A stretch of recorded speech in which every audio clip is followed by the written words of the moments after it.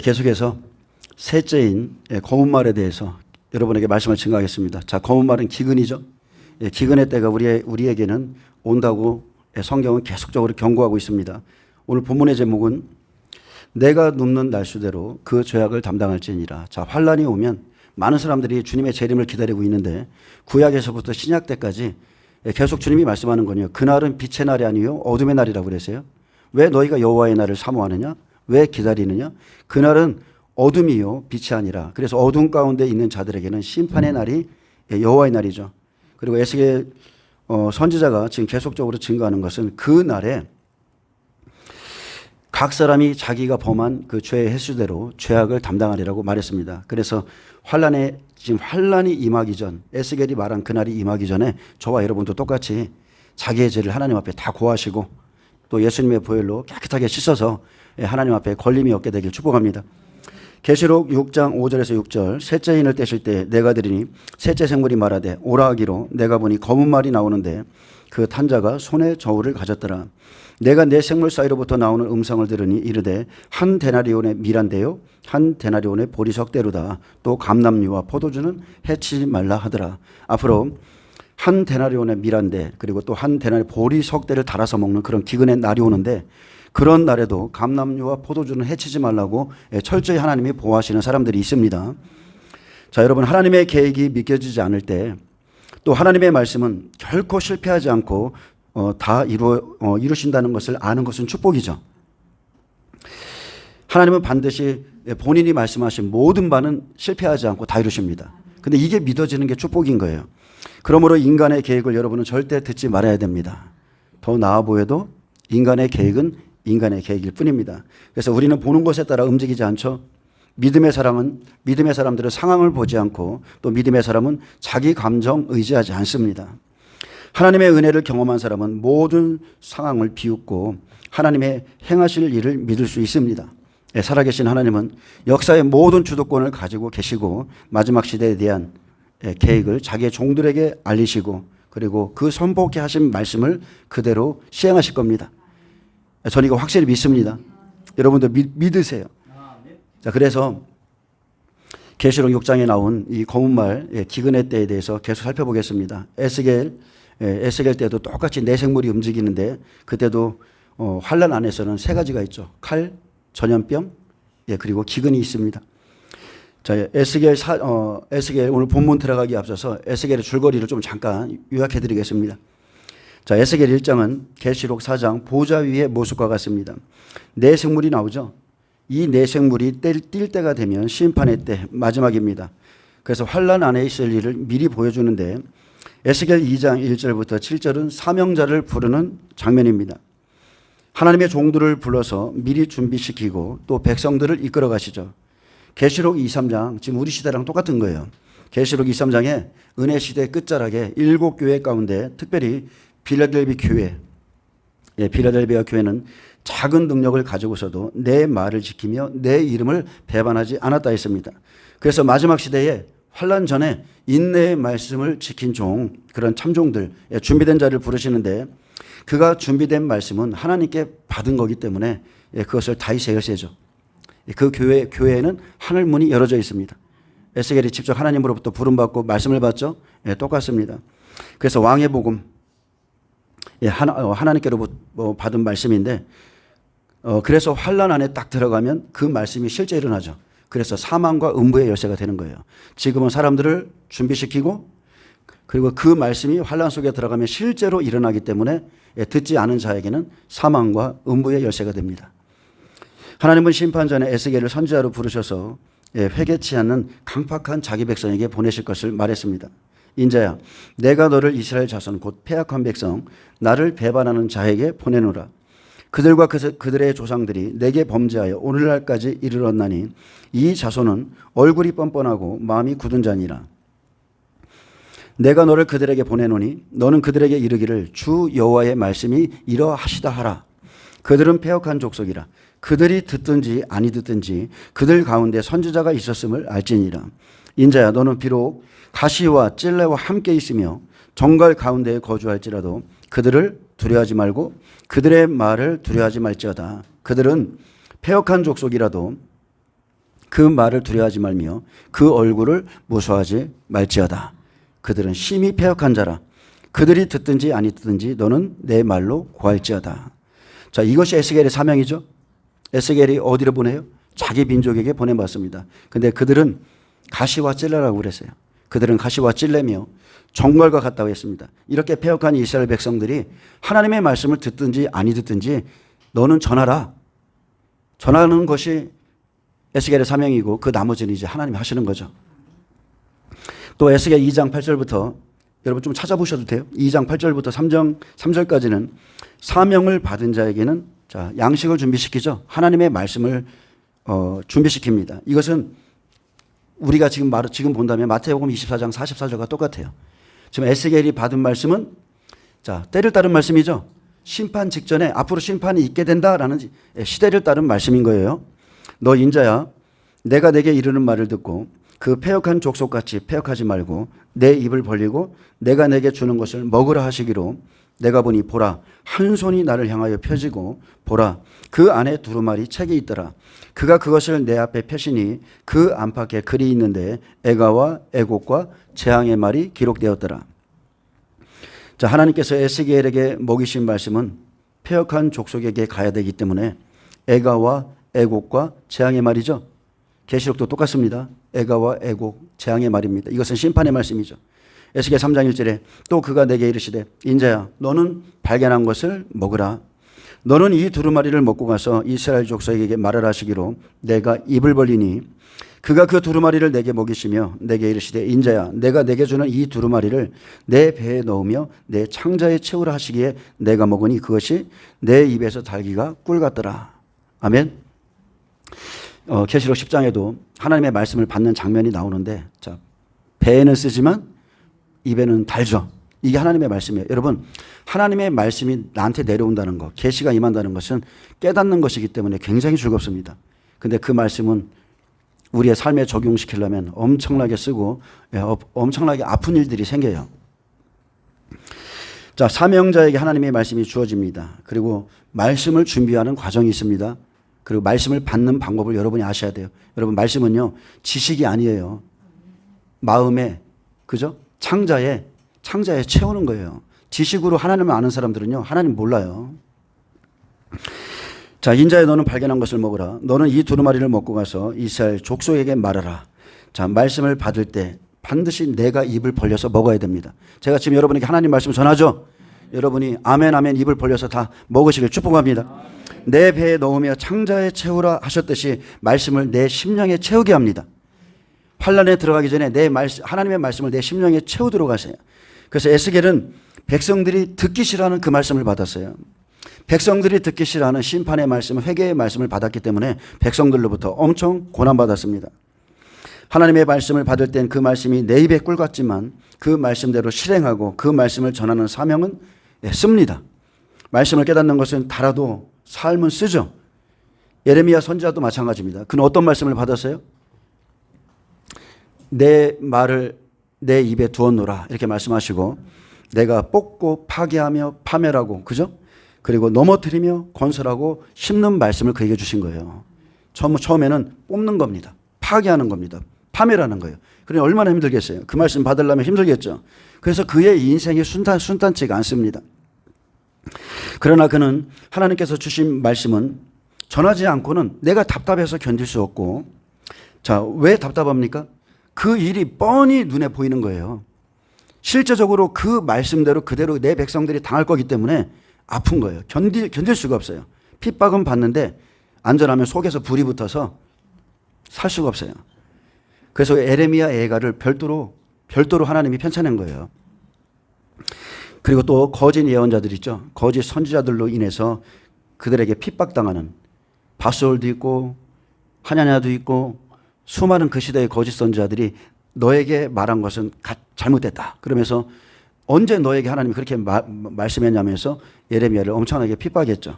그래서 그들로 인해서 당하는 그 아픈 심정을 하나님께 호소했습니다. 하물며 내가 왜 모태에서 나서 어머니의 뱃속에서 나서 내가 이 고난을 받아야 됩니까? 라고 그렇게 하나님께 고백했어요.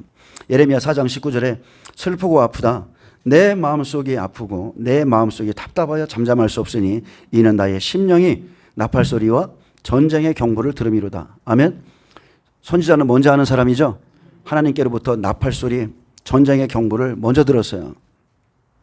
예레미야 20장 7절에서 9절에는 여호와여 주께서 나를 권유하심으로 내가 그 권유를 받아 싸우며 주께서 나보다 강하사 이기셨으므로 내가 조롱거리가 되니 사람마다 종일토록 나를 조롱하나이다. 내가 말할 때마다 외치며 파멸과 멸망을 선포함으로 여호와의 말씀으로 말미암아 내가 종일토록 치욕과 모욕거리가 됨이니이다. 내가 다시는 여호와를 선포하지 아니하며 그의 이름으로 말하지 아니하리라 하면 나의 마음이 불붙는 것 같아서 골수에 사무치니 답답하여 견딜 수 없나이다. 자, 심판의 메시지를 하나님께 받았다면 모든 사명자들의 마음이 이와 똑같을 겁니다. 저도 여러분에게 말했죠. 계시록 한 번만 전하고 안 전한다고. 안 전한다고 했는데 견딜 수가 없어요. 내가 먹은 말씀이 마지막 심판의 말씀이기 때문에 안 전하면 이상해요. 내가 살아있는 것 같지가 않아. 그래서 계속 이렇게 지금 전하고 있는데 전하지 않으면 너무나 답답합니다. 그래서 하나님의 말씀을 받아서 전하고자 하는 분들은 각오를 단단히 하셔야 돼요. 각오하셔야 됩니다. 근데 또 전할 수 있는 능력과 힘도 주시죠. 사명을 받았다는 거는 거기에 따르는 능력도 주시는 거예요. 내가 너의 이마를 철광석 같게 하겠다.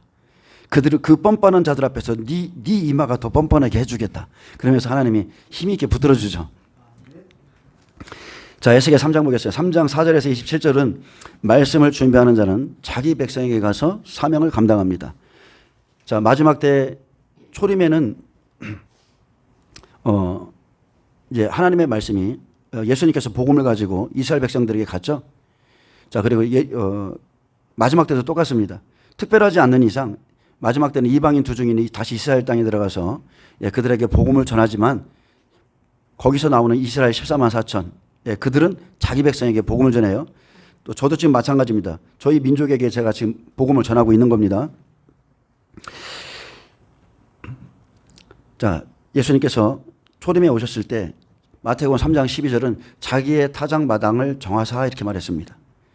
그리고 또 예수님의 이름은 그가 자기 백성을 그들의 죄에서 구원할 자죠.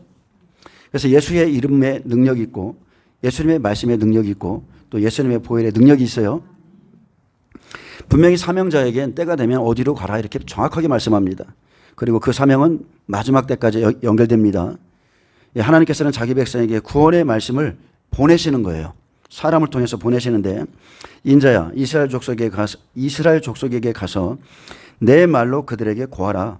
그러나 이스라엘 족속은 이마가 굳고 마음이 굳어 내 말을 듣고자 아니하리니 이는 내 말을 듣고자 아니함이니라. 인자야 내가 내게 이를 모든 말을 너는 마음으로 받으며 귀로 듣고 사로잡힌 내 백성에게 가서 내 민족에게 가서 그들이 듣든지 아니 듣든지 고하여 이르라. 그래서 하나님께서요 에스겔을 사로잡힌 백성 곧 그발 강가에 거주하는 자들에게 보냈습니다. 에스겔이 그곳에 갔죠. 떨었다고 그랬어요. 7일 동안 그들과 함께 지냈는데 떨며 지냈다고 그랬어요. 그리고 그 후 다시 에스겔에게 하나님의 말씀이 임했습니다. 인자야 내가 너를 이스라엘 족속의 파수꾼으로 세웠으니 너는 내 입의 말을 듣고 나를 대신하여 그들을 깨우치라. 가령 내가 악인에게 말하기를 너는 꼭 죽으리라 할 때에 내가 깨우치지 아니하거나 말로 악인에게 일러서 그의 악한 길을 떠나 생명을 구원하게 하지 아니하면 그 악인은 그의 죄악 중에서 죽으려니와 내가 그의 핏값을 내 손에서 찾을 것이고. 여러분 사명자가 사명을 감당하지 않으면 핏값이 주어집니다. 엄청나게 두려운 말씀이죠. 내가 악인을 깨우치되 그가 그의 악한 마음과 악한 행위에서 돌이키지 아니하면 자 하나님의 말씀을 들었어요. 깨달았어요. 근데 그가 그런데도 악한 마음과 악한 행위에서 돌이키지 아니하면 그는 그의 죄악 중에서 죽으려니와 너는 내 생명을 보존하리라. 아멘. 그래서 파수꾼으로 세워진 에스겔의 책임에 대해서 말씀했습니다. 이 시대의 주의 종들 마찬가지입니다. 목회자들은 반드시 피에 대한 대가를 받습니다. 너는 죽으리라고 선고된 악인에게 말로 일러서 죄를 깨우치게 하고 그의 악한 길에서 떠나게 하는 것이 종들의 사명인데 만일 이 일을 감당하지 않는다면 매일 기복신앙이나 전하고 잘 된다고 전하고 형통하고 이런 것만 전한다면 그가 돌이키겠어요? 하나님의 말씀이 없는데 찔림이 없는데 돌이키겠어요? 그렇기 때문에 그의 핏값을 에스겔의 손에서 찾으리라 했습니다. 또 의인이 자 우리는 구원받았어 이렇게 생각하는 의인들이 있죠. 한 번 구원은 영원해 이렇게 생각하는 그리스도인들이 있어요. 또 의인이 그의 공의에서 돌이켜 악을 행할 때에는 이미 행한 그의 공의는 기억할 바 아니라 내가 그 앞에 거치는 것을 두면 그가 죽을지니 이는 내가 그를 깨우치지 않음이니라. 자, 의인이라도 깨달음을 받아야 됩니다. 하나님이 어떤 분인지를 아셔야 돼요. 자, 그는 그의 죄 중에서 죽으려니와 그의 핏값은 내가 내 손에서 찾으리라. 그러나 내가 그 의인을 깨우쳐 범죄하지 아니하게 함으로 그가 범죄하지 아니하면 정령 살리니 이는 깨우침을 받음이여 너도 내 영혼을 보존하리라. 아멘. 여러분 의인이죠? 그래도 여러분 하나님의 말씀을 받고 깨달으셔야 돼요. 그래서 범죄하지 아니함으로 여러분은 살 수 있는 겁니다. 엄청나게 두려운 말씀입니다. 그래서 하나님께서는 결론이 뭐냐? 하나님께서는 사명자는 사명대로 심판하시고 죄인은 죄인대로 심판합니다. 예, 주님이 지금 저와 여러분에게 원하시는 것은요. 죄인들이 악한 길에서 떠나서 죄악 중에 죽지 말고 돌이켜 생명을 보존하라는 것이죠. 이것이 하나님의 사랑이에요. 이것이 저도 살고 여러분도 사는 길입니다. 제가 만약에 하나님이 저한테 맡겨주신 그 사람들이 자기 죄악 중에서 죽는다면 저한테도 문제가 생기겠죠. 자, 하나님은요, 에스겔이 부름받은 그 날부터 근 10년 가까이 침묵하게 했습니다. 백성들의 죄악 다 보게 했어요. 성전 안에서 무슨 일이 일어나는지 다 보게 했어요. 근데 하나님이 그의 혀를 입천장에 달라붙게 했습니다. 침묵하라. 침묵하고 있어라. 그렇게 했어요. 왜 그랬습니까? 그의 혀를 입천장에 붙게 해서 말 못하는 자가 되어서 그들을 꾸짖는 자가 되지 못하게 하신 것은 그들이 패역한 족속이기 때문입니다. 네가 입을 열면 오히려 네가 다쳐. 그들은 패역한 족속이야. 그래서 너 막 꾸짖고 싶은데 그것을 하지 못하도록 그 혀를 입에 그냥 하나님이 달라붙게 했어요. 그리고 다시 한번 하나님께서 에스겔과 말씀하실 때 그의 입을 열어 주 여호와의 말씀이 이러하시다 하라 해도 그들은 여전히 반역한 족속이기에 그 중에서 들을 자는 들을 것이요 듣기 싫은 자는 듣지 아니라 했습니다.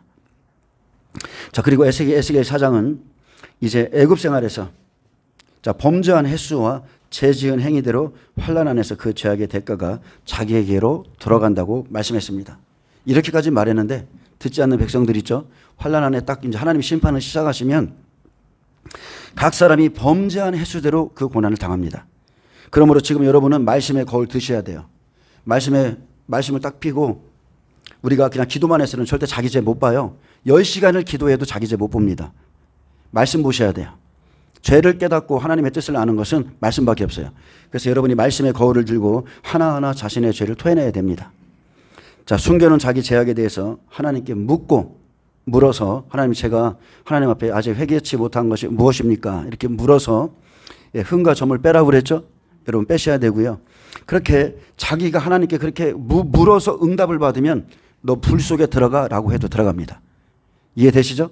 멜마도 하나님의 뜻이 뭐야? 남의 입술을 통해서 듣기 때문에 사람이 안 변하는 거예요. 내가 직접 받으면 갈등이 올지라도 그냥 불 속에 들어갑니다. 하나님의 말씀은 그만큼 힘이 있습니다. 자, 하나님은 에스겔이 이스라엘 족속에게 징조가 되리라 했습니다. 자, 에스겔은 다른 게 아니에요. 징조의 사람이에요. 4절에 보면 에스겔 4장 4절입니다. 너는 또 왼쪽으로 누워 이스라엘 족속의 죄악을 짊어지되 내가 눕는 날수대로 그 죄악을 담당할지니 내가 그들의 범죄한 횟수대로 내게 날수를 정하였느니 곧 390일이니라. 자, 죄악을 에스겔이 짊어졌죠. 이스라엘의 범죄한 횟수는 정확하게 390일이죠. 390일인데 광야 때와 똑같습니다. 하루를 1년으로 쳐서 390년 맞습니다. 너는 이렇게 이스라엘 족속의 죄악을 담당하고 그 수가 차거든 너는 오른쪽으로 누워 유다 족속의 죄악을 담당하라. 내가 내게 40일로 정하였나니 하루가 1년이니라. 그래서 이스라엘과 유다의 죄악을 담당하는 시간은 390일과 40일로 정하셨죠. 430일, 즉 430년이죠. 근데 여러분 생각해 보세요. 에스겔과 같이 예레미야 같이 선지자들 이런 고난 받은 사람 없어요. 에스겔을 보면 정말로 이분의 인생이 너무나 불쌍한 거예요. 죄악을 짊어진 에스겔 선지자의 그 고난은 말로 형용할 수가 없습니다. 그러면서 앞으로 이런 일이 일어날 거라고 자기의 몸으로 다 보여줬어요. 여러분 생각해 보세요. 오른쪽으로 누워서 390일, 왼쪽으로 40일. 그 상태로 백성들에게 징조가 되기 위해서 살아야 돼요. 근데 물도 달아서 먹어야 되고 떡도 달아서 먹어야 되고 니들 이런 기근을 당할 거야. 니들이 거기 가서 또 거기도 몸도 묵죠. 너희들이 환란이 시작되면 끌려가서 이런 고통, 이런 기근을 당할 거야 라고 미리 보여줬어요. 근데도 백성들 돌이켰나요? 안 돌이킵니다. 죄악을 짊어진 에스겔의 선지자의 고난은 말로 형용할 수 없습니다. 그가 예루살렘을 향하여 예언할 때 그의 몸을 동여서 이리저리 움직이지도 못하게 하셨고 그가 옆으로 누운 390일 동안 음식물과 물도 달아서 먹게 했습니다. 그리고 또 그것을 보리떡처럼 먹되, 자, 보리떡은 율법이죠. 고난의 떡이에요. 그것을 보리떡처럼 먹되 그들의 목전에서 인분불을 피워 구울질 하셨고 흩어버릴 이스라엘 자손이 거기서 부정한 떡을 먹을 것이라 예언했습니다. 예, 사람의 똥으로 여러분 음식을 구워서 먹는 게 율법에 보면 부정한 거예요. 그것은 부정한 겁니다. 근데 에스겔이 그 말을 듣고 주님, 나는 영혼을 더럽힌 일이 없습니다. 이렇게 말했습니다. 왜 그렇습니까? 에스겔이 만약에 율법에 의지하고 있는데 인분으로 그 떡을 구워 먹으면 그 죄가 전염되거든요. 그래서 그것을 간청한 거예요. 나는 영혼의 죄를 지은 일이 없습니다. 이렇게 탄원하자 하나님께서는 에스겔을 인정해 줬죠. 그래서 너에게 쇠똥으로 인분을 대신하기를 허락하노라 이렇게 했어요. 너는 그것으로 떡을 구울지니라 이렇게 하셨고요. 이것이 바로 환난 안에 들어가서 자기 영혼의 죄를 짓지 아니한 자에게 주신 특별한 은혜인 겁니다. 남들은 인분으로 계속, 그리고 쉽게 말하면 부정한 곳으로 던져버리는 거죠. 네가 환난 전에 부정했기 때문에 나도 환난 속에서 너를 부정한 채로 던져버리겠다. 근데 에스겔은 안 그랬거든요. 그리고 환난 속에서 보호하심을 입는 거예요. 빌라델비아 교회에 주신 말씀도 똑같습니다. 시험의 때를 면하게 하는 게 아니라 시험의 때에 내가 너를 이렇게 지켜주겠다는 거예요. 부정하지 않도록. 그리고 16절에 말합니다. 또 내게 이르시되 인자야 내가 예루살렘에서 을레하는 양식을 끊으리니 백성이 근심 중에 떡을 달아 먹고 두려워 떨며 물을 데워 마시다가 떡과 물이 부족하여 피차에 두려워하여 떨며 그 죄악 중에서 쇠폐하리라 있습니다. 앞으로 우리에게 이 일이 일어납니다. 그리고 에스겔 5장 1절부터 보면 이제 하나님의 말씀, 이 심판의 말씀을 듣고 준비하라, 돌아서라 이렇게 말해도 준비하지 않은 자들은 환난 안에서 기근, 온역, 짐승들 그리고 칼에 의해서 멸망하죠. 계시록도 마찬가지입니다. 그래서 하나님의 말씀은 환난 안의 매뉴얼인 거예요. 환난 안에서 살 수 있는 유일한 빛인 거예요. 말씀을 주어도 그들이 생명이 없기 때문에 죽는 겁니다. 제가 여러분에게 지금 환난 속에서 이런 일이 일어날 것이다 계속 말씀을 전하죠. 생명을 준비한 자는 하나님이 철저히 보호합니다. 자, 8절에서 13절 좀 보면 내가 너를 치며 이방인의 목전에서 벌을 내리되 내 모든 가증한 일로 말미암아 전무후무하게 내게 내릴지라. 그리한즉 내 가운데에서 아버지가 아들을 잡아먹고 아들이 그 아버지를 잡아먹으리라. 자, 기근 때문에 그러죠.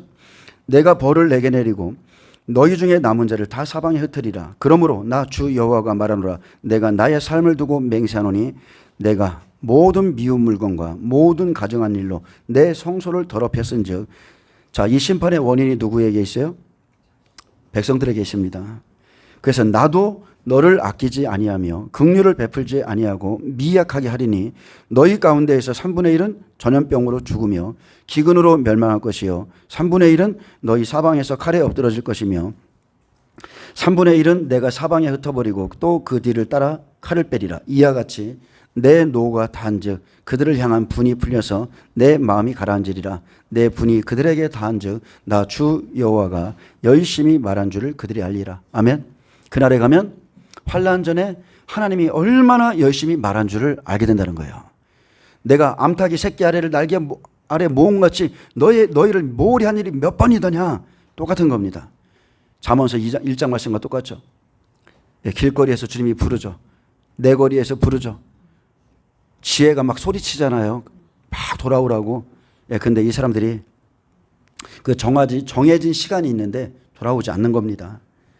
그래서 이런 날이 오기 전에 하나님께서 내가 그렇게 열심히 일했다고 말했다고 그래서 말씀하는 겁니다. 근데 그들이 듣지 않았습니다. 그리고 이제 5장 16절 17절에 보면 그날이 되면 이제 환란이죠. 환란이 오는데 어떤 기근이 오는가를 알 수 있습니다. 내가 멸망하게 하는 기근의 독한 화살을 보내되 기근을 더하여 너희가 을레하는 양식을 끊을 것이라. 내가 기근과 사나운 짐승을 너희에게 보내 외롭게 하고 너희 가운데 살력이 일어나게 하고 또 칼이 너희에게 일어나게 하리라. 아멘. 자, 이날이 되면 흰 말, 붉은 말, 검은 말이 함께 움직입니다. 저와 여러분은 지금 계시록 6장 인재앙을 하나하나 살펴보면서 환란 안에서 일어날 일들을 보고 있잖아요. 자, 흰 말과 붉은 말이 나옵니다. 동시에 나와서 알곡과 쭉정이를 이렇게 추수할 때에 자, 검은 말은 아주 극심한 기근을 가져오죠. 선지자의 말 한마디에 7년 동안 기근이 옵니다.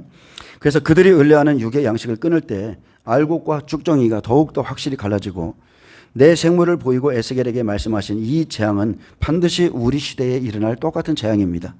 그러므로 하나님 앞에 정직히 여러분이 회개하시고요. 하나님의 뜻대로 돌이키셔서 앞으로 있게 될 이 재앙과 기근을 준비하시기를 축복합니다. 그리고 이제 7장은 이제는 내게 끝이 이르렀다 이렇게 말했습니다. 내가 내 진노를 내게 나타내어 내 행위를 심판하고 내 모든 가증한 일을 보응하리라. 자, 왜 이렇게 끝이 왔냐? 이미 에스겔을 이스라엘의 파수꾼으로 세우시고 이미 심판의 말씀을 전해 주었기 때문에 내 행위를 심판하고 내 모든 가증한 일을 보응하리라 이렇게 말씀한 겁니다. 근데도 여기 사람들을 쭉 이렇게 살펴보면요. 환란 전에 이 사람들이 뭘 했냐면 그래도 금은보화가 중요한 거예요. 그래도 이것을 재물을 준비하느라고 믿음을 준비치 않은 자들 있죠.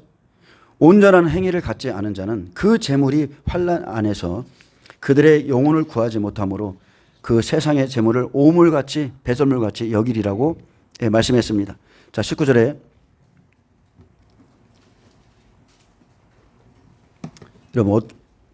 여러분 저도 지금 이렇게 시골에요. 한 3달만 비가 안 오잖아요. 겨울가가 마릅니다. 근데 이 기근은 그런 기근이 아니에요. 그래서 세상 재물을 열심히 내가 돈 벌어서 주의 일을 하겠다. 처음에 막 이렇게 잘못된 그 기복신앙을 가르치는 곳에 가면 막 그런 기도 하잖아요. 내가 11조를 제일 많이 내게 해주세요. 그죠? 하나님 나를 축복하셔서 내가 그러면 내가 하나님의 나라를 위해서 성전을 위해서 교회를 위해서 쓰겠습니다. 이러잖아요. 그건 자기 욕심이에요. 하나님은 한 번도 그렇게 말씀하신 적도 없고 그 11조 가장 많이 내기 위해서 얼마나 많이 바쁘게 살아야 되겠어요. 쉽게 말하면 거꾸로 말하면 생명 준비라는 것을 하지도 못한다는 거예요. 먹고 사는 것 때문에 생명 준비는 하지도 않습니다. 자, 그날이 어떤 일이 일어나냐? 그들이 그 은을 거리에 던지며 그 금을 오물같이 여기리니 이는 여호와 내가 진노를 내리는 날에 그들의 은과 금이 능히 그들을 건지지 못하며 능히 그 심령을 족하게 하거나 그 창자를 채우지 못하고 오직 죄악의 걸림돌이 되미로다. 자, 돈이 있어도 살 수가 없는 시대죠. 은과 금이 그들을 건지지도 못하고 하나님으로부터도 은혜를 못 받고 그리고 실제적으로 육의 양식도 여러분 살 수도 없어요. 준비하지 않은 자의 결말입니다. 그래서 환란이 시작되면 땅과 바다의 기근으로 인해서 물자가 없음을 우리가 지금 살펴봤잖아요. 예레미야 애가에 보면 예레미야 애가 1장 11절에 이런 말씀이 있습니다. 그 모든 백성이 생명을 이으려고 보물로 먹을 것들을 바꾸었더니 지금도 탄식하며 양식을 구하나이다. 나는 비쳐나오니 여호와여 나를 돌보시옵소서. 자, 보물을 가지고 뭐 한다고요? 오직 먹을 것을 구하는 데 전념하는 겁니다. 오직 먹을 것을. 그게 마지막 시대입니다. 그래서 여러분 하나님만이 우리의 힘과 구원의 근원이세요. 그분의 말씀만이 우리의 힘과 구원의 근원이세요. 왜냐하면 그 상태로 이루어지거든요. 그래서 말씀의 경고를 받는 자는 반드시 영생을 준비하게 되어 있습니다. 순종의 삶을 너와 같이 사는 거예요. 자, 이제 본문 보겠습니다. 이제 에스겔 4장 1절부터 좀 보겠습니다. 에스겔 4장 1절. 자, 토판은 큰 돌이죠. 박석이라고도 말하는데, 자, 토판에다가 예루살렘을 그리라 했습니다. 그리고 예루살렘을 에워싸는 모습을 통해서 심판의 징조를 살게 했습니다. 그래서 이 에스겔의 특이한 행동, 이 몸짓으로 인해서 예루살렘에 미칠 하나님의 심판을 선포하는 장면인데, 바벨론이 이스라엘을 에워싸는 심판이 시작되면 그 포위 기간 중에 임할 아주 대기근에 대해서 말씀하고 있습니다. 바벨론이 이렇게 예언의 말씀처럼 예루살렘 성을 에워쌀 때, 자, 예루살렘 성이 함락되죠? 함부로 그리고 한 번에 이 백성들을 끌어간 게 아니라 1차, 2차, 3차로 다 나눠서 포로로 잡아갔어요. 그리고 말 징그럽게 안 들었던 사람들. 3차에서는 그들의 눈을 빼가지고 하나님이 끌고 가게 했습니다.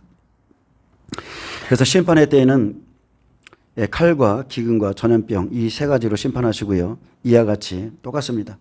에스겔이 이제 곧 닥칠 일을 말씀해 주듯이 이와 같이 은혜 시대가 마치면 바로 어둠의 권세가 에워쌉니다. 어둠의 권세입니다. 자, 1절 봅니다. 너 인자야 토판을 가져다가 그것을 내 앞에 놓고 한 성읍 곧 예루살렘의 그 위에 그리고 그 성읍을 에워싸되 그랬죠. 이것은 환란 때의 모습이죠. 그것을 향하여 사다리를 세우고 그것을 향하여 흙으로 언덕을 쌓고 진을 치고 그것을 향하여 공성태를 둘러세우고 또 철판을 가져다가 너와 성읍 사이에 두어 철벽을 삼고 성을 포위하는 것처럼 에워싸라. 이것이 이스라엘 족속에게 징조가 되리라. 자, 마지막 때 이 짐승들이 예루살렘을 포위하는 장면을 큰 벽돌 위에 그려놓는 것으로 징조를 보여줬습니다. 예루살렘을 바벨론이 에워싸듯 하는 것이 징조죠. 이런 일이 앞으로 있게 될 것이다. 그러면 하나님의 말씀이 응한 줄을 알라. 하나님은 이스라엘이 범죄할 경우에는 당신의 이름을 두시고요. 또 친히 임재하신 것도 황폐케 하시는 거룩하고 공의로운 분이십니다. 아멘. 이때뿐만이 아니죠. 예수님께서 그때 예루살렘 성에 오셨을 때 그 성읍에 들어가셔서 채찍을 휘두르셨죠. 하나님의 기도하는 집을 강도의 소굴로 만들었다고 채찍을 휘두르셨고 그 성도 하나님의 임재 장소예요. 교회도 마찬가지입니다. 하나님의 영광의 이름이 있는 곳, 하나님의 임재의 초소가 교회인데 마지막 때 더럽혀진 모든 교회는 다 하나님이 또 심판합니다. 그래서 베드로 사도가 말씀했습니다. 하나님의 집에서부터 심판을 시작할 것이라고 그랬어요.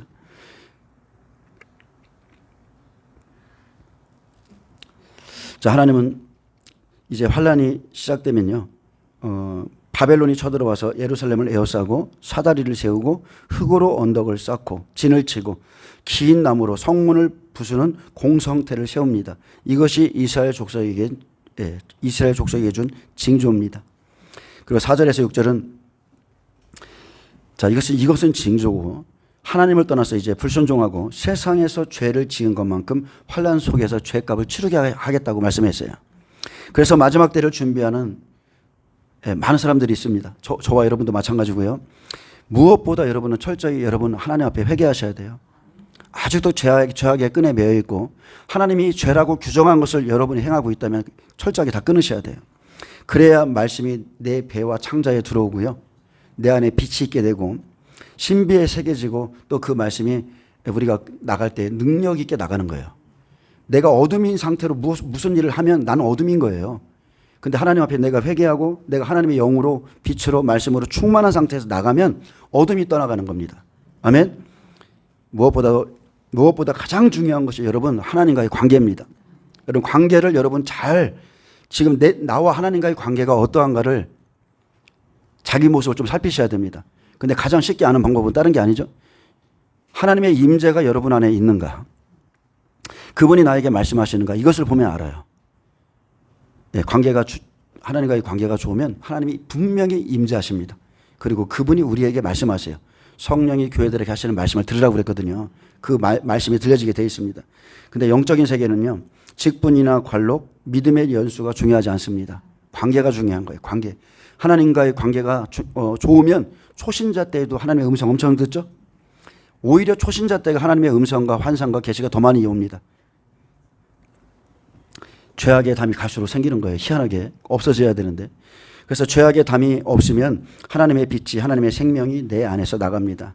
그리고 우리가 빛으로 충만해야 어둠이 떠나고 빛이 충만해야 더 밝은 빛의 영역 하나님의 나라로 들어가는 거예요. 밥존스 목사님의 그 예언처럼 내가 3층천에 가봤더니 나의 빛이 너무 약해서 거기에 있는 것이 불편하다고 그랬죠. 차라리 나는 1층천에 있는 게 더 낫더라고 그렇게 고백한 것처럼 여러분 하나님과의 관계 안에서 빛이 충만하시길 바랍니다. 자, 하나님은 에스겔의 행위로 공의의 율법을 떠난 예루살렘 성의 심판의 뜻을 나타냈습니다. 자, 4절에 너는 또 왼쪽으로 누워 이스라엘 족속의 죄악을 짊어지되 내가 눕는 날수대로 그 죄악을 담당할지니라. 자, 예레미야는 나무 멍에를 메고서 예언했죠. 근데 거짓 선지자가 밧수구리 꺾어버렸어요. 근데 에스겔 선지자에게 너는 이스라엘이 범죄한 횟수대로 누워 있으라 했습니다. 그래서 이 430일은 390일과 40일, 그래서 430일은 죄악을 담당하는 시간입니다. 지금은 교회 시대입니다. 아직 이렇게 성령이 교회들에게 말씀하는 시대예요.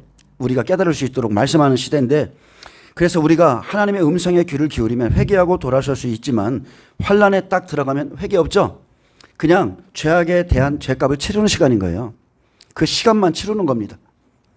우리가 말씀과 성령 안에서 지금 회개하고 부드러운 심령을 준비해야 환란 안에서 이 죄값을 치르지 않습니다. 여러분 미리미리 회개하시길 축복합니다.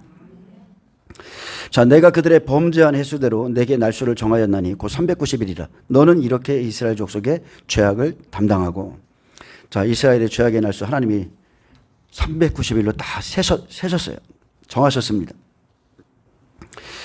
그래서 에스겔의 눕는 날수대로 죄악을 담당하게 하셨는데, 이스라엘이 담당할 죄악의 날수는 에스겔이 왼쪽으로 꼼짝 않고 누워있던 390일이었습니다.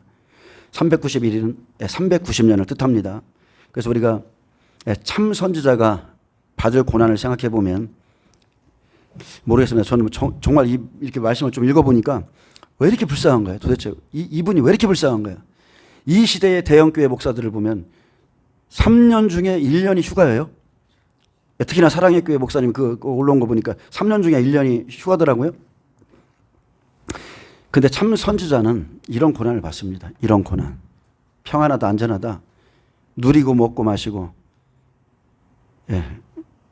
귀한 기름을 몸에 바르면서도 요셉의 환란에 근심치 않는 종들에게 화가 있다고 그랬죠. 참된 선지자는 항상 고난받았습니다. 왜? 하나님 말씀이 불의한 백성들에게 심판을 내리는 말씀이기 때문에 고난을 안 받을 수 없어요. 자, 이스라엘의 390년은 이스라엘 왕국의 분열 때부터 BC 538년 이스라엘의 포로 귀환 때까지 약 390년을 가리키고, 유다의 40년은 BC 586년 예루살렘 성의 함락 때부터 BC 538년의 포로 귀환 때까지의 약 40년을 말합니다. 그래서 북이스라엘에 관련된 390년과 남유다에 관련된 40년은 과거 이스라엘 백성이 애굽에서 노예 생활을 하면서 고난당하던 기간과 같습니다. 아멘. 모세의 출애굽도 430만 만이죠. 끌어냈잖아요. 예수님도 마찬가지죠. 암흑기 400년, 예수님 기름 부음 받은 30년에서 430년 만에 끌어냈던 시간과 똑같은 거예요. 그래서 이스라엘이 과거 430년 동안 속박당한 것 같이 제2의 애굽인 포로지에서 또 다른 속박을 당해야 함을 암시하고 있습니다. 자, 에스겔이 이러한 고난을 받는 것은 그들의 대표자로서 이스라엘의 고난에 동참하는 것이었고, 이스라엘 백성이 이와 같은 고난을 당하리라는 것을 본으로 보여줬습니다. 그리고 6절에 말합니다. 그 수가 차거든 너는 오른쪽으로 누워 유다 족속의 죄악을 담당하라. 내가 내게 40일로 정하였느니 하루가 1년이니라. 그래서 40일 더하기 390일은 합해서 430일은 애굽의 고난을 의미합니다. 이스라엘의 죄악이 390일, 유다 족속의 죄악을 담당하는 날은 40일. 그래서 죄악의 날수는 하루를 1년으로 쳤습니다. 이스라엘 백성들이 광야에서 범죄했을 때 하루를 1년으로 쳤죠. 그래서 광야의 40년은 엎드러진 한 세대를 상징합니다. 430년은 애굽 생활이고, 그리고 죄대로 죄값을 치르게 하는 겁니다. 확실히 치르게 합니다. 그래서 암흑시대 430년 있다 예수님이 오셨죠. 그리고 말씀을 듣고 따라가는 자가 풀려나는 거예요. 아멘. 내가 죄악 가운데 있었는데 하나님의 말씀을 들었어요. 예수님이 오셨어. 그리고 그 말씀을 따라가는 자가 풀려나는 겁니다. 그래서 지금 저와 여러분도 똑같습니다. 지금 환난 직전에 있는데 하나님의 말씀을 듣고 따라가는 자가 자유해지는 거예요. 자, 한란날에는 은혜 시대 때에, 자, 지금이죠.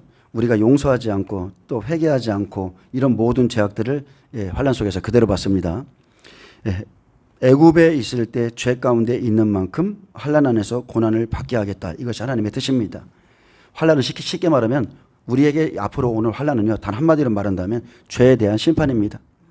의로운 자는 의로운 대로 거둬들이시고 죄인들은 심판을 해서 그에 상응한 대가를 치르게 하겠다.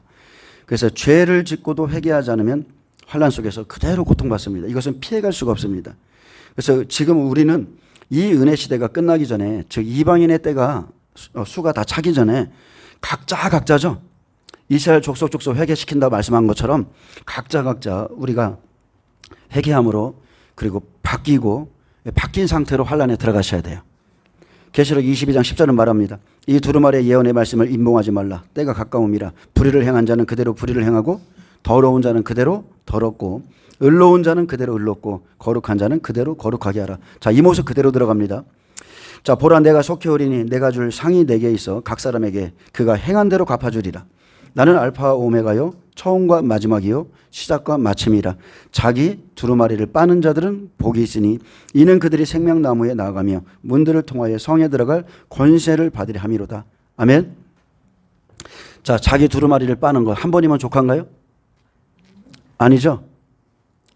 자기 두루마리를 빠는 것은 우리가 처한 모습이고요. 이것은 현재형이고 계속적인 진행형입니다. 아멘. 어린 양의 피로 자기 두루마리를 씻는 행위는 날마다 지속적으로 계속되어야 됩니다. 만약에 10번 죄를 지으면 10번 여러분 회개하셔야 돼요. 그리고 용서받고 옷을 깨끗이 세탁해서 입으셔야 됩니다. 자, 이것이 자범죄에 대한 거예요. 예수님을 믿는 그 순간에 우리의 모든 옛죄는 사해졌습니다. 그래서 매일마다 막 기도문 갖고서 막 기도문 갖고서 몇백 번씩 그런 거 아니에요. 단번에 사해진 거예요. 회개는 자기의 옷을 세탁하는 겁니다. 그런데 분명하게 여러분 성령으로 회개하셔야 제대로 된 회개가 일어나요. 이것을 막 보고서 사람이 만든 그런 것으로 회개하는 게 아니라 성령이 임하셔서 우리에게 회개를 시키면 눈물 콧물이 나오죠.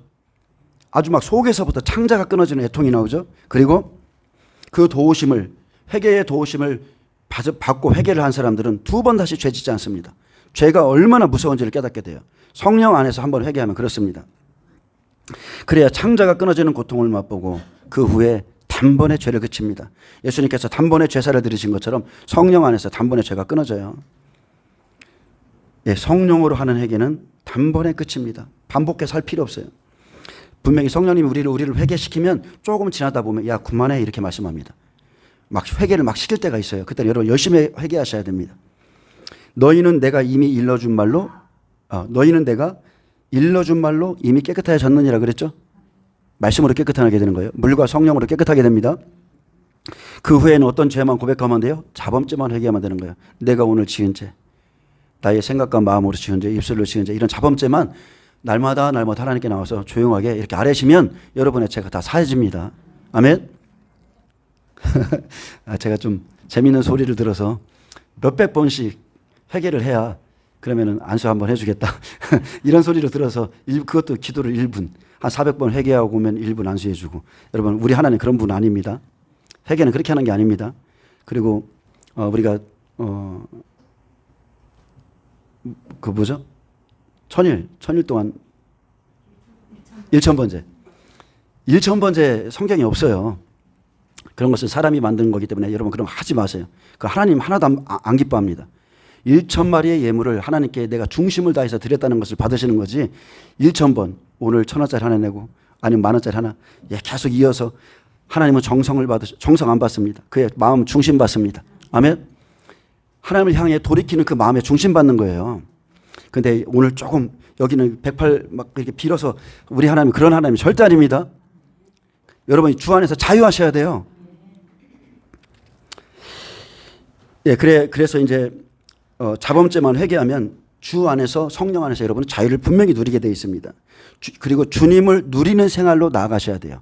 가나안 땅은 젖과 꿀이 흐르는 땅이죠. 가나안 땅은 예수님이잖아요. 예수님이 우리 안에 들어오시면 그 땅은 평안하다니까요. 젖과 꿀이 있다니까요.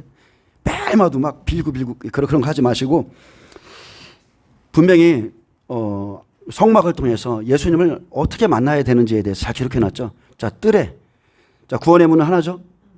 들어가면 번제단 있죠. 거기에 피가 있는 거예요. 거기에 피. 뜰에는 하늘이 보이죠. 거기 있는 사람들은 매일 죄 짓고 반복하고 죄 짓고 반복하면서 주여 오늘 또 용서하소서 오늘 또 용서하소서 우리 조상들의 죄 매일 그러고 있는 거예요. 거기는 근데 마지막에 보면 뜰신앙은 측량도 하지 말라고 그랬어요. 뜰신앙은 측량도 하지 말라. 왜? 그들은 거듭난 자가 아니거든요. 하나님의 나라는 거기서 회개하고 그죠? 예수님의 보혈로 우리가 구원을 받은 이후에는 물두멍에서 자기의 모습을 씻고 다시 한번 보고 성소에 들어가면 자 말씀이 있죠. 12 진설병이 있잖아요. 그리고 7 메노라 있죠. 성령께서 계시잖아요. 성소에 들어가면 자, 물과 성령으로 거듭난 자는 그 앞에 반드시 기도의 제단이 있어요. 기도의 제단에 나가서 기도함으로 하나님의 지성소에 나가서 매일 그분을 누리는 거예요. 예수님께서 휘장을 갈라놓으셨는데 거기는 들어가지 않고 뜰에서 매일 놀고 있는 사람들 그렇게 하시면 안 됩니다. 휘장 안에 들어가서 신령한 은혜를 맛보시고 주 안에서 자유함을 누리시기 바랍니다. 예수를 믿으면서도 어둠의 일을 주목하는 자들이 있습니다. 아닙니다. 예수를 믿는다는 것은 끊임없이 그 영광의 빛 앞으로 나가셔야 돼요. 그래서 어둠을 주목하는 자, 매일 마귀에게 시선이 맞춰준 자와 하나님의 영광과 능력과 그분의 힘을 막 구하는 자들은요, 그 빛이 틀리고 얼굴 빛이 트시고 그죠? 누림도 틀리고 틀려요. 그래서 영적 수준이 틀립니다. 영적 수준 자체가 틀려요. 하나님을 아는 지식이 틀려요. 그래서 여러분 주님을 누리세요. 저는 그것을 원합니다. 자, 로마서 8장에 보면 개인의 구원에 대해서 말합니다. 특히나 7장에 보면 7장에 보면 바울이 고통받는 장면이 나오죠. 그는 7장에 가면 이 사망의 몸에서 누가 나를 건져내라 이렇게 말했습니다. 왜요? 이 몸 안에는 우리의 몸 안에는 사망의 법이 있거든요. 이 몸 안에는 내가 선을 행하기 원하는데 안 돼. 그래서 죄가 내 안에 거하는 것을 그때 깨닫는 거예요. 하나님의 뜻대로 살고 싶은데 내 몸이 안 움직이고 내 안에서 괴롭게 하고 나는 그런 생각을 하고 싶지 않은데 악한 생각이 올라오고 자, 내 속에 다른 게 있죠. 그래서 그런 고민을 할 때 바울이 8장에 고백했습니다. 생명의 성령의 법으로 사망의 법에서 해방되었느니라. 그래서 여러분이 해방되는 것은 오직 생명의 성령의 법입니다. 그래서 성령을 반드시 받아야 되고 받아야 마귀가 떠나가는 거예요. 그리고 율법이 아니라 하나님의 영으로 인도함을 받는 자가 하나님의 아들이라고 그랬습니다.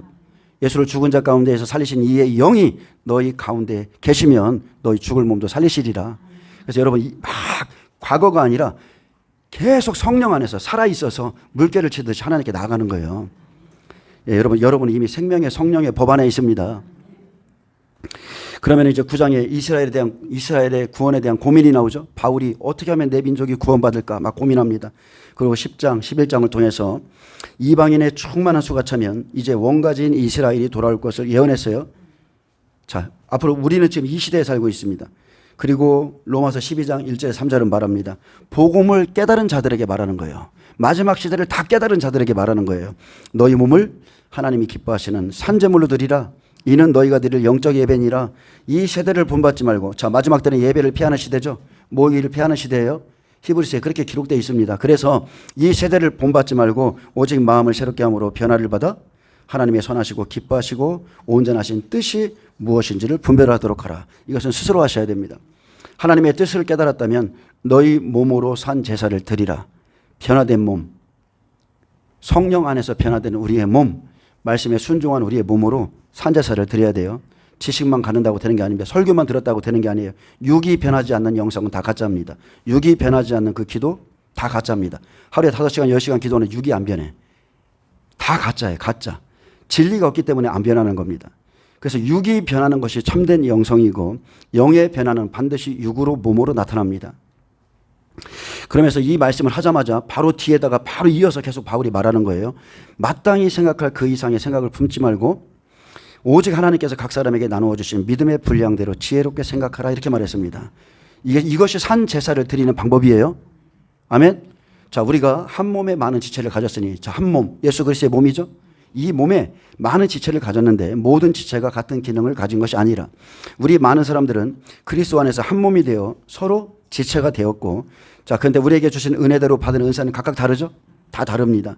그래서 혹 예언이면 믿음의 분수대로, 혹 섬기는 일이면 섬기는 일로, 혹 가르치는 자는 가르치는 일로, 혹 위로하는 자는 위로하는 일로, 구제하는 자는 성실함으로, 그리고 다스리는 자는 부지런함으로, 긍휼을 베푸는 자는 즐거움으로 할 것이니라. 아멘. 하라고 그랬어요. 그래서 사랑에는 거짓이 없나니 악을 미워하고 선에 속하라. 형제를 사랑하여 서로 우애하고 존경하기를 먼저 하며 부지런하여 게으르지 말고 열심을 품고 주를 섬기라. 열심을 품고 여러분 주를 섬기세요. 소망 중에 즐거워하며 환난 중에 참으며 기도에 항상 힘쓰며 성도들의 쓸 것을 공급하며 손 대접하기를 힘쓰라. 이게 변화된 몸이죠. 여러분 몸이 변화받으셔야 돼요. 그래서 지체를 위해서 예수 그리스도의 몸을 위해서 우리의 몸이 이렇게 선하게 움직이셔야 돼요. 이것이 아벨과 그의 제물과 같은 겁니다. 예수님과 그의 12제자와 같은 거예요. 말씀에 순종함으로 우리의 몸은 거룩한 산제물로 드려지죠. 제사 드릴 양떼같이 되는 겁니다. 많은 사람들이 영성 이렇게 말합니다. 영성을 쫓아가야 돼 이렇게 말합니다. 대부분의 영성이라는 것은 예언이죠. 축사입니다. 환상을 보는 것이고 꿈. 자, 예언을 가르치기도 합니다. 여러분 예언을 가르치는 게 아니에요. 하나님의 성령이 오시면 예언의 은사를 받은 자에게는 그냥 주시는 거예요. 특히나 말씀이 임하면 그 말씀을 가지고 예언하게 하시죠. 마지막 때 이런 일이 있어. 하나님의 말씀을 예언해. 근데 그런 영성을 저도 많이 쫓아다녀 봤습니다. 예언하는 곳, 축사하는 곳, 막 하루에 몇 시간씩 막 수도 없이 기도하는 곳 쫓아다녀 봤는데 자, 기름 부음을 사모하기 때문에 많이 찾아다녔죠. 근데 그런 영성은 결코 나를 변화시키지 못합니다. 근데 그것은 우리에게 필요한 거예요. 그런 은사는 반드시 필요합니다. 그러나 그런 영성은 우리를 결코 변화시키지 못합니다. 우리가 그런 것을 따라다니지만 많은 사람들이 한 곳에 정착하지 못하는 것은 무언가 거기 있다 보면 그게 아니라는 걸 깨닫는 거예요. 오래 있지 못합니다. 여러분 오직 말씀만이 나를 변화시키고 말씀만이 나를 하나님의 나라로 인도합니다. 말씀의 경계를 받지 않는 자들이 정착하지 못합니다. 그냥 이리저리 돌아다니죠. 왜 그렇습니까? 아직 교만해서 그렇습니다. 아직 자기 자신을 버리지 못하고 자기를 부인하지 못해서 안 맞으면 말씀과 안 맞으면 말씀을 버리고 떠나는 거예요. 말씀이 내 마음을 쪼개서 나를 회개케 합니다. 말씀이 내 무릎을 꿇게 하죠. 그리고 말씀이 하나님의 뜻을 쫓아 행하게 합니다. 그래서 가장 큰 영성, 큰 능력은 다른 게 아닙니다. 나는 마음이 온유하고 겸손하니 내게 와서 배우라고 그랬죠. 그래서 우리가 능력 이게 중요한 게 아니고 겸손해지는 게 가장 큰 능력이고 낮아지는 게 능력이고 온유해지는 게 능력이고요. 그리고 가장 큰 능력은 성령의 열매입니다. 여러분 열매가 맺으려면 계절을 보내야 돼요. 분명히 씨를 심는 시간이 있었고 반드시 계절이 지나야만 열매가 나오죠. 중간에 나올 수 없어요. 그래서 그 과정까지 많은 시련을 거쳐서 나오는 게 열매예요.